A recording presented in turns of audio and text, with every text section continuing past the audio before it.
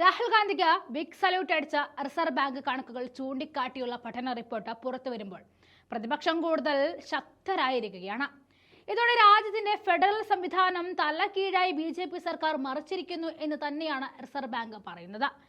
ഇനിയും BJPയുടെ തോന്നിവാസങ്ങൾക്ക് കൂട്ടുനിൽക്കാനാവില്ല എന്ന തരത്തിലാണ് ഇപ്പോൾ പഠനം റിപ്പോർട്ടുമായി RBI രംഗത്ത് വന്നിരിക്കുന്നത്. 2023-24 സാമ്പത്തിക വർഷത്തിൽ വൻകിട ബാങ്കുകൾ ഫണ്ട് അനുവദിക്കുന്ന പദ്ധതികൾ ലഭിച്ച മികച്ച 5 സംസ്ഥാനങ്ങളിൽ 4 BJP സർക്കാരുകളായിട്ടുള്ളതെന്ന് RBI വിദഗ്ധർ ചൂണ്ടിക്കാട്ടുന്നു. BJP നേതൃത്വത്തിലും പിന്തുണയുള്ളതുമായിട്ടുള്ള ഗുജറാത്ത്, ഉത്തർപ്രദേശ്, മഹാരാഷ്ട്ര, കർണാടക, ആന്ധ്രാപ്രദേശ് സർക്കാരുകൾക്കാണ് 2023-24 കാലയളവിൽ അനുവദിച്ച പദ്ധതികളിൽ 55% ലഭിച്ചത്. ഏകദേശം 3.90 ലക്ഷം കോടിയാണ് ഈ സംസ്ഥാനങ്ങൾക്ക് ലഭിച്ചത്. പഠനത്തിൽ ഉൾപ്പെട്ട 22 സംസ്ഥാനങ്ങളിൽ BJP ഭരിക്കുന്ന 8 സംസ്ഥാനങ്ങളിൽ ബാങ്ക് ധനസഹായ പദ്ധതികൾ 225% ഉയർന്നു. 2024 തെരഞ്ഞെടുപ്പ് നടക്കാനിരിക്കുന്ന സംസ്ഥാനങ്ങളിലും വൻ വർധനവുണ്ടായി. 2023-24 സാമ്പത്തിക വർഷത്തിൽ ബാങ്കുകളും ധനകാര്യ സ്ഥാപനങ്ങളും ധനസഹായം നൽകിയ പദ്ധതികളുടെ ചെലവിലാണ് പഠനം വിശകലനം ചെയ്തത്.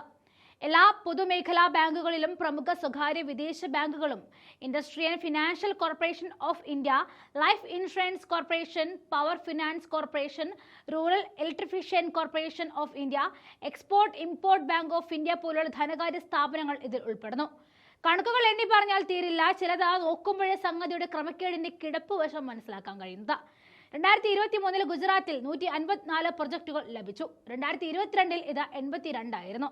മൊത്തം പദ്ധതിയുടെ 14.7% ഏകദേശം 57,473 കോടി കൂടുതൽ കിട്ടി. 2023 69 പ്രൊജക്ടുകൾ കിട്ടിയ UPക്ക് 2022 45 പദ്ധതികളായിരുന്നു. പദ്ധതികളുടെ എണ്ണം കൂട്ടിയിട്ടുണ്ടെങ്കിലും മൊത്തം പദ്ധതി വിഹിതം കഴിഞ്ഞ വർഷം 16.2% ആയിരുന്നത് 2023-24 7.6% കുറഞ്ഞു. 2023 മഹാരാഷ്ട്രയ്ക്ക് 93 പദ്ധതികൾ അനുവദിച്ചിരുന്നു. 2022 ഇത് 48 ആയിരുന്നു. 94% വർധനവ്.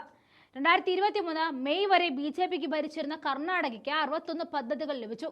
2022 37 ആയിരുന്നു. ഈ വർഷം ജൂണിൽ സംസ്ഥാന തെരഞ്ഞെടുപ്പ് നടന്ന ആന്ധ്രാപ്രദേശിൽ 2023 51 പദ്ധതി കിട്ടിയിരുന്നു. 22 അത് 27 ആയിരുന്നു.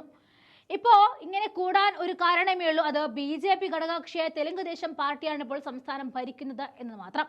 അതുകൊണ്ടുകൂടിയാണ് RBI ഇനിയും ഈ കൊള്ളരുതായ്മയ്ക്ക് കൂട്ടുനിൽക്കാതെ പഠന റിപ്പോർട്ടുമായി മോദിക്കെതിരെ തിരിഞ്ഞ് രാഹുലിന് സല്യൂട്ട് അടിക്കുന്നത്. കാര്യം മുന്നേ രാഹുൽ എടുത്ത് പറഞ്ഞിട്ടുള്ളതുകൊണ്ട്.